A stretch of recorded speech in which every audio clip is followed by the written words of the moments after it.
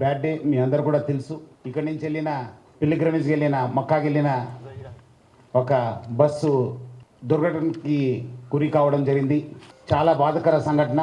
Governor అయిన ముఖ్యమంత్రి శ్రీ రేవంత్ రెడ్డి గారు, మన చీఫ్ సెక్రటరీ రామకృష్ణారావు సారు, మన డీజీపీ శ్రీధర్ రెడ్డి సారు, అందరూ అధికారులు అక్కడ ఉన్న పరిస్థితి పైన చాలా విచారం వ్యక్తం చేశారు. దిగ్భ్రాంతి వ్యక్తం చేస్తూ అన్ని ఆఫీసర్స్ అందరు కూడా ఆదేశం ఇవ్వడం జరిగింది.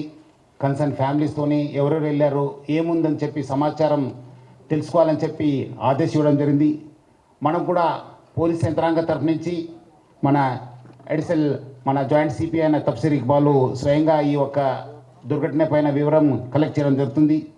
సో మనం కూడా మన గవర్నమెంట్ ఆఫ్ ఇండియా ఆఫీషియల్స్తోని, ఎంఈ ఆఫీషియల్స్తోని, అక్కడ జెడ్డాలో ఉన్న కౌన్సిల్ జనరల్తో కూడా మాట్లాడడం జరిగింది. నేను కూడా మాట్లాడాను, మన ఆఫీసర్స్ కూడా మాట్లాడడం జరిగింది.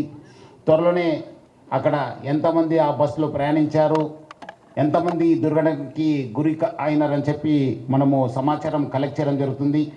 సో మొత్తం అక్కడ 46 మంది ఆ బస్సులో ఉన్నారని చెప్పి ప్రాథమిక సమాచారం మనకు తెలిసింది. దాంట్లో ఒక సర్వైవర్ ఉన్నారు, మొహమ్మద్ షోయబ్ అని చెప్పి, ఆయనకు ఐసీయూలో ట్రీట్మెంట్ జరుగుతుందని చెప్పి తెలిసింది. ఇంకా 45 మంది వివరాలని మనము తెలుసుకోవడానికి ప్రయత్నం చేస్తున్నాం.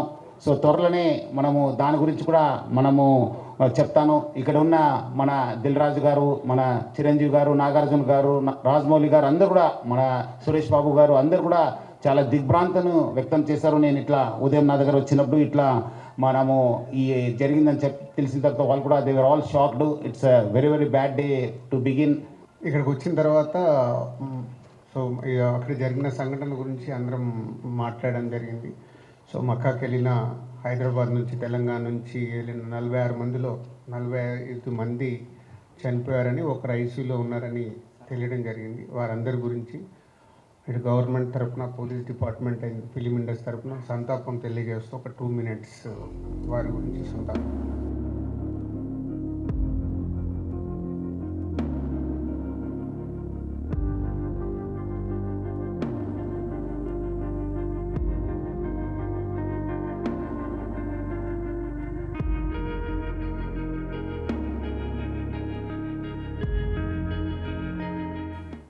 Thank you.